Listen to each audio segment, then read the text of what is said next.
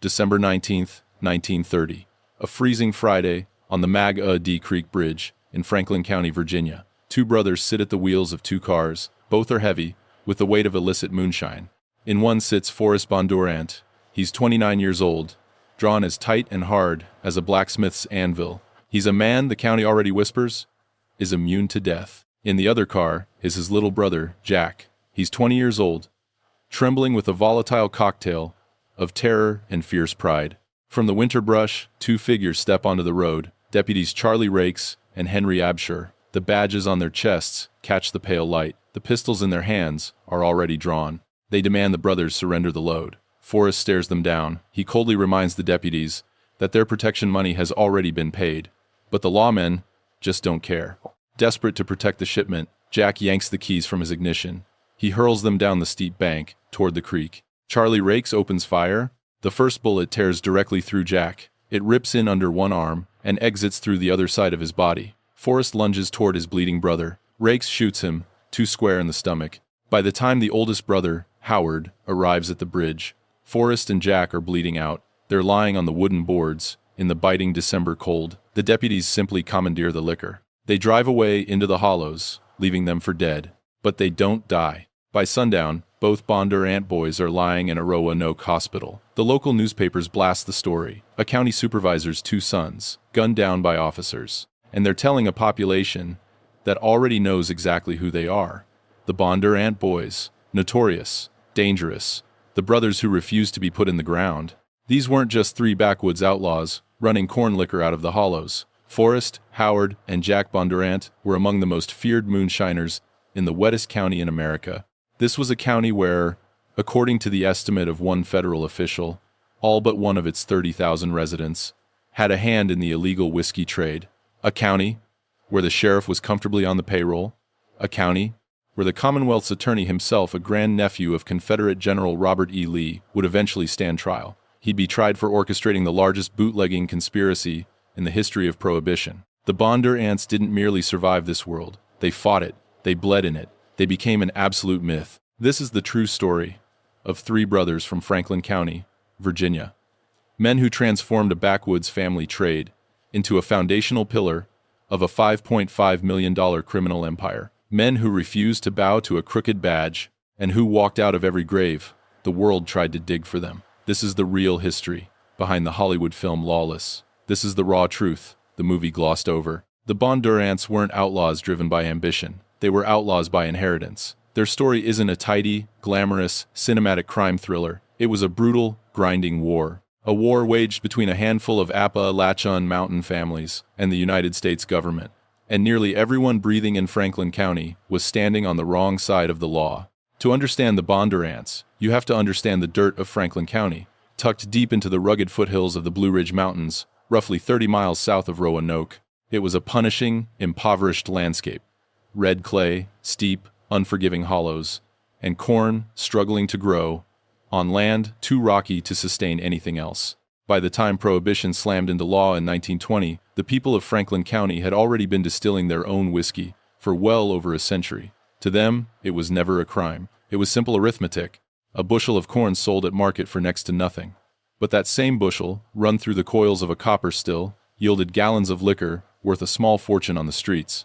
In a county where families were literally starving, that kind of math wasn't a temptation. It was basic survival. The Bondurant bloodline ran deep in that red clay, rooted in Franklin County since the 1700s. The boy's father, Greenville Thomas Bondurant, was a respected farmer. He served on the county board of supervisors. Their mother was Melissa Barbour. It was a good, sturdy family until catastrophe struck. In 1918, the devastating Spanish flu pandemic ripped through the mountains. It took the life of their mother, Melissa, and killed two of their sisters. Forrest himself contracted the brutal fever. He hovered on the edge of death, but he miraculously survived. Howard would later confide that this was the very moment he first believed his brothers couldn't be killed. Howard was the eldest of the boys, born in the 1890s. Then came Forrest, born on October 21st, 1901. And finally, Jack, the baby of the family, born April 8th, 1910. When Howard returned from the battlefields of the First World War, he came back fundamentally broken. He was a survivor who couldn't sleep unless a bottle was within arm's reach. A man who drank relentlessly until his nightmares were submerged. By the time the 18th Amendment passed in 1920, establishing Prohibition, Howard was already a man burdened with far too much pain and entirely too little work. Moonshine was the immediate, obvious answer. He needed it to drink, and he needed it to sell. Forrest was the middle child, but he was the undeniable brain of the entire operation. He was unnervingly quiet and deeply watchful. He was the kind of man who might speak 3 words in an entire day, but who meant every single syllable. By his late 20s, Forrest was running the Blackwater filling station. It was a vital crossroads, a combination gas pump, restaurant, and covert moonshine way station. It was perched on the road between the remote hollows and Rocky Mount. The liquor flowed down from the hidden stills in the woods. The buyers' cars drove up from Roanoke, from Lynchburg, and from as far away as Washington and Baltimore. Forrest sat calmly at the counter. He took the money, he set the prices, and his cold eyes watched absolutely everything. And then there was Jack. Vain, ambitious.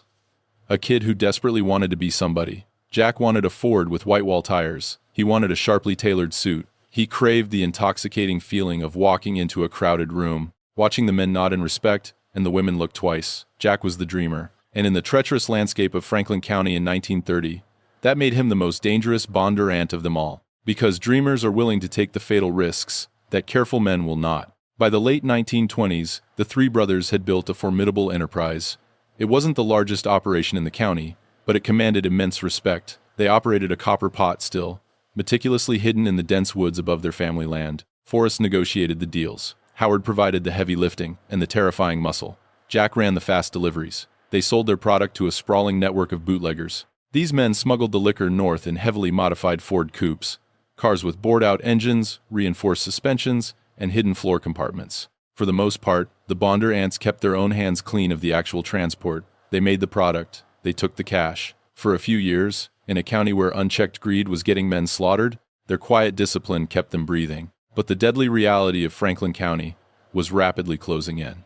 You couldn't stay small forever. By the late 1920s, the moonshine business in Franklin County had been meticulously, brutally organized from the top down.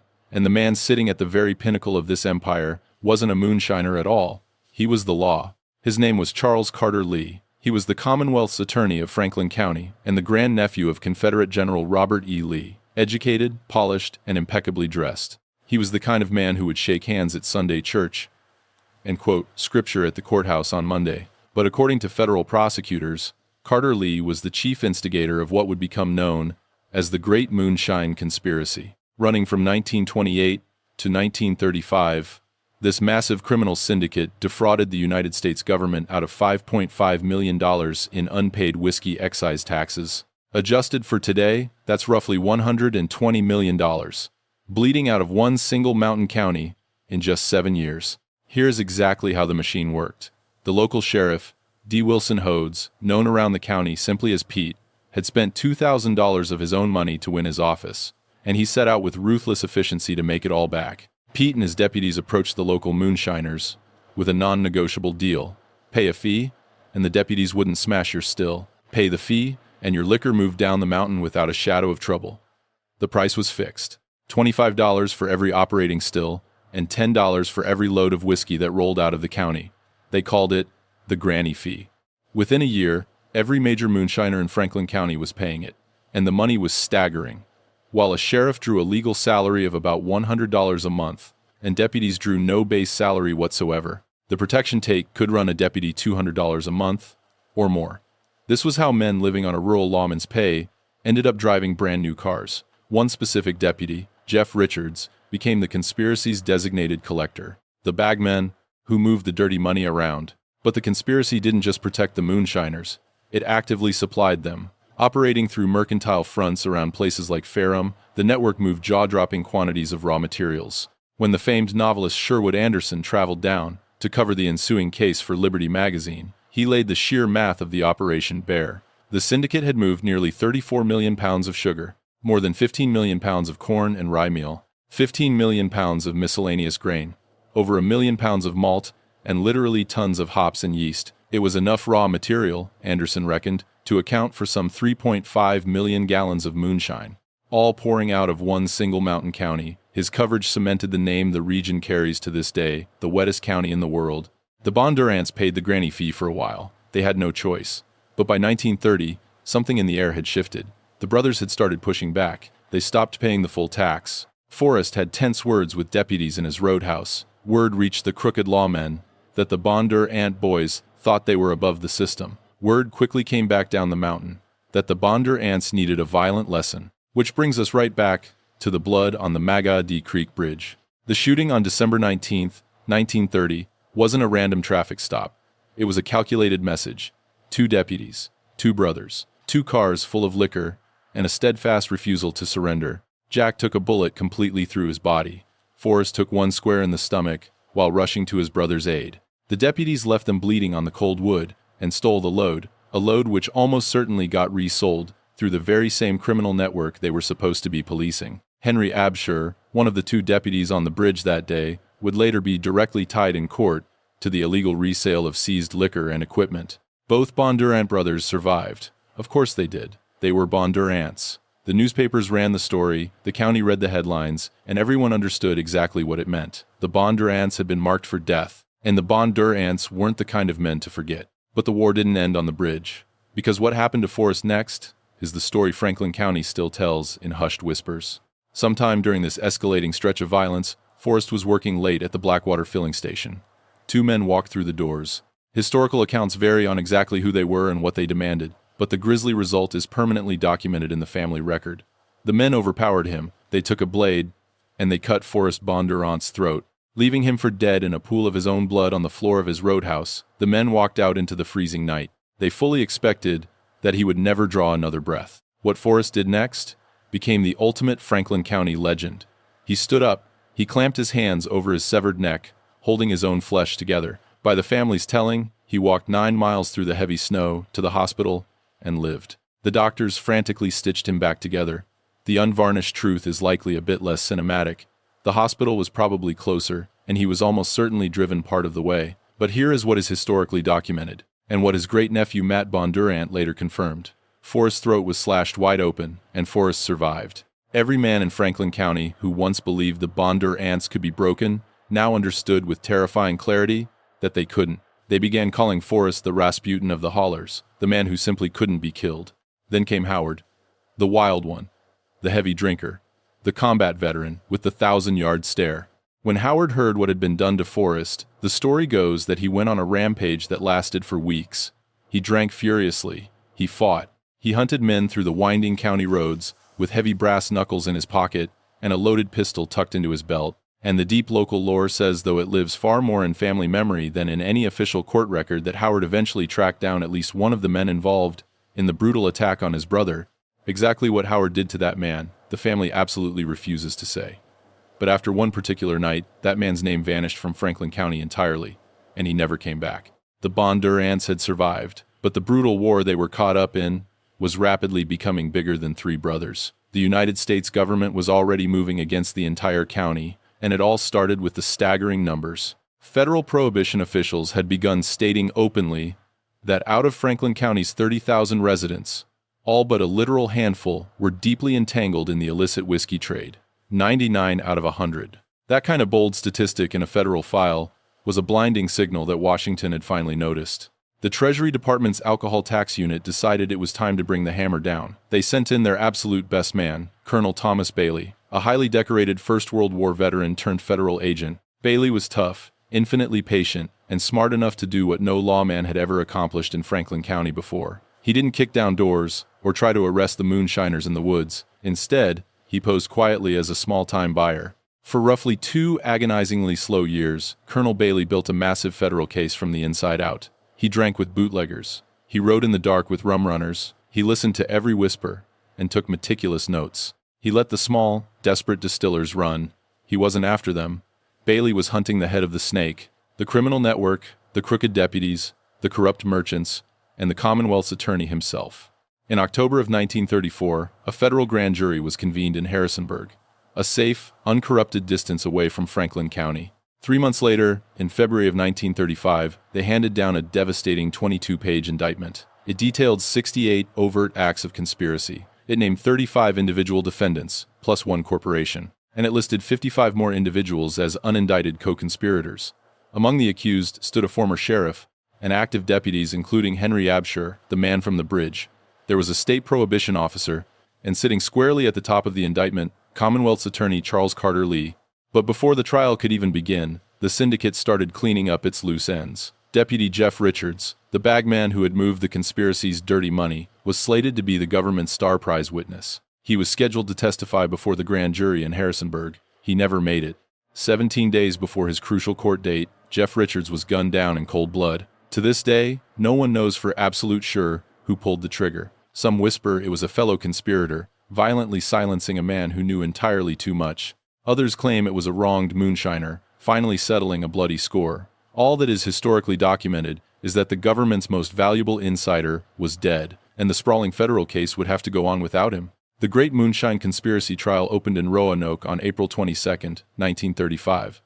It quickly became the longest criminal trial in Virginia's history up to that point. 10 grueling weeks, 49 days of gripping testimony, over 200 witnesses took the stand, 176 for the prosecution, 69 for the defense.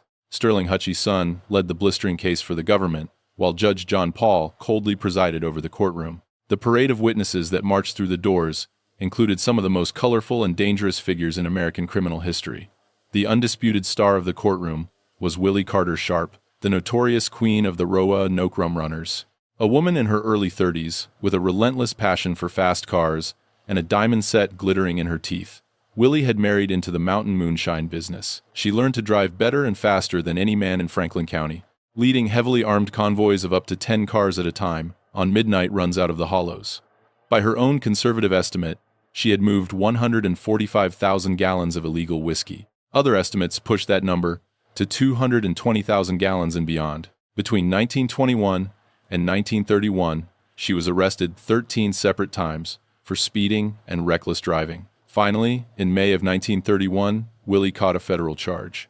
She was sentenced to Alderson Federal Prison in West Virginia for 3 years. Fresh out of Alderson when the conspiracy trial began, Willie was the prosecution's shining centerpiece. She took the stand and flawlessly detailed every midnight run, every dirty payoff, and every backroom deal to a spellbound jury. Novelist Sherwood Anderson sat in the audience, frantically taking notes.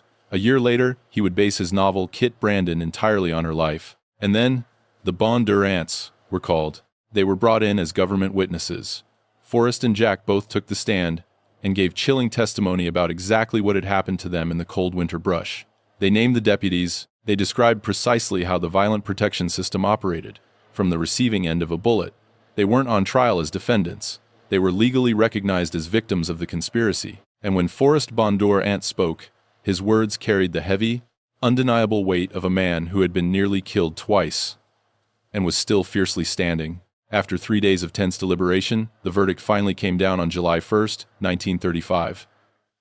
23 defendants went to trial, 20 were convicted. The guilty included numerous moonshine operators, wealthy merchants, a former sheriff, and the corrupt deputies. But the justice handed out was a bitter pill. The total fines amounted to just $54,500. The combined prison sentences equaled a mere 18 years, spread out thinly across all 20 convicted men. They were insultingly light sentences. Many of the men were right back in the illegal liquor business, before they had even finished serving their time.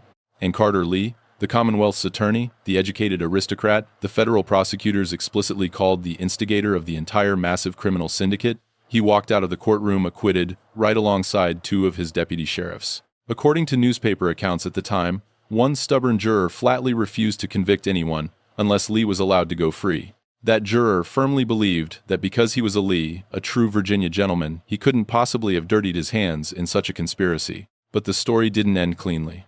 11 years later, in 1946, a brand new federal grand jury convened. They indicted 24 people for tampering with the jury in that original 1935 trial. 22 of them were convicted.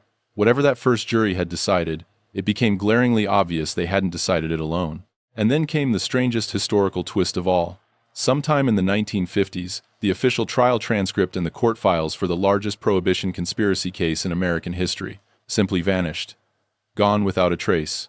In the 1990s, a retired Rocky Mount lawyer named T. Key Stur Greer spent years exhaustively trying to track them down. He eventually wrote the definitive book on the case. Yet despite his efforts, the official records of the wettest county in the world have never resurfaced. So, what became of the indestructible Bondurants? Howard, the eldest and the most haunted, slowly drank himself into the grave. He never left Franklin County. He worked, he fought, and he carried the heavy, suffocating weight of the war with him every single day, until it finally carried him out of this world. Forrest, the man they couldn't kill, lived for another 30 years. He kept the Blackwater filling station running long after the curtain fell on Prohibition in 1933. He raised his family and lived quietly until December 4, 1965, passing away at the age of 64. By the time he died, the jagged scar across his throat had become a piece of local geography, something men pointed to from across a crowded room in hushed reverence. But Forrest never wrote a memoir. He never gave a single interview. He took every dark secret he knew about Maggodey Creek, Carter Lee, and the corrupt deputies down into the dirt with him. And then there was Jack, Andrew Jackson Bondurant, the vain dreamer, the baby of the family. He lived the longest of them all. Jack married, raised cattle, and grew into a quiet, respected patriarch. In the very same county where he had once bled out on a freezing bridge for refusing to surrender a load of liquor, he lived a full life, dying on November 6th, the year 2000, at 90 years old. Late in his life, when his own family unearthed the yellowed newspaper articles and confronted him about the shooting, Jack offered no grand stories. He simply lifted his shirt, revealed the faded bullet hole under his arm, and said absolutely nothing.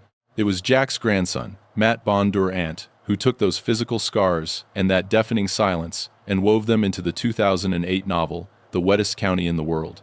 4 years later, in 2012, Hollywood transformed that blood-soaked history into the cinematic feature Lawless. Tom Hardy stepped into the shoes of Forrest, Jason Clarke played Howard, and Shia LaBeouf portrayed Jack. The silver screen compressed the truth, invented fresh violence, softened the harsher edges, and it gifted the Bondurant boys a kind of glittering immortality that their grandfather Jack would have likely laughed at and secretly enjoyed. Here's what Lawless gets right.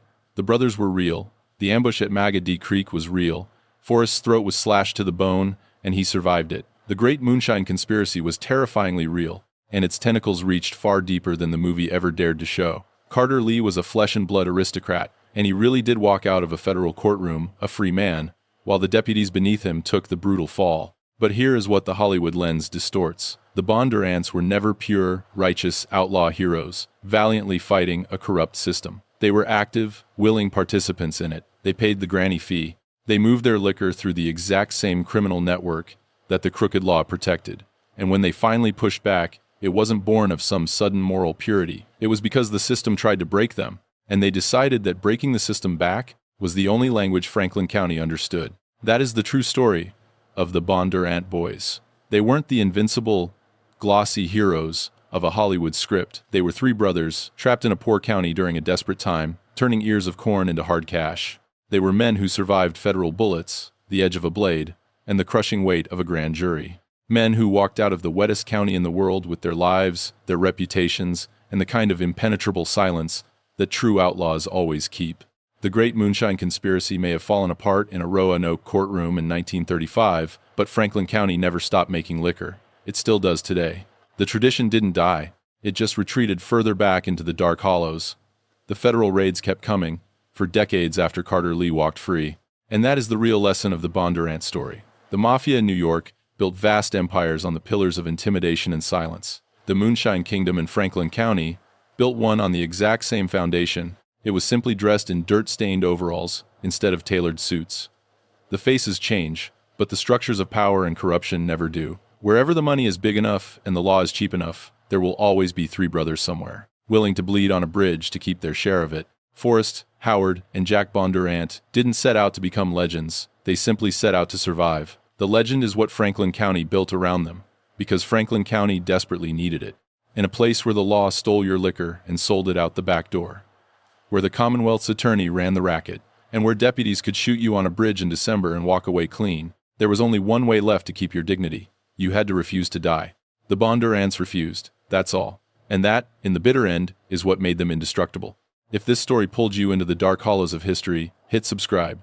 We drop a brand new, investigative true crime documentary every single week, and drop a comment below. What do you think Lawless got most wrong about the real Bondurant brothers? Was Forrest truly indestructible, or was Franklin County just desperate for a hero? Let us know.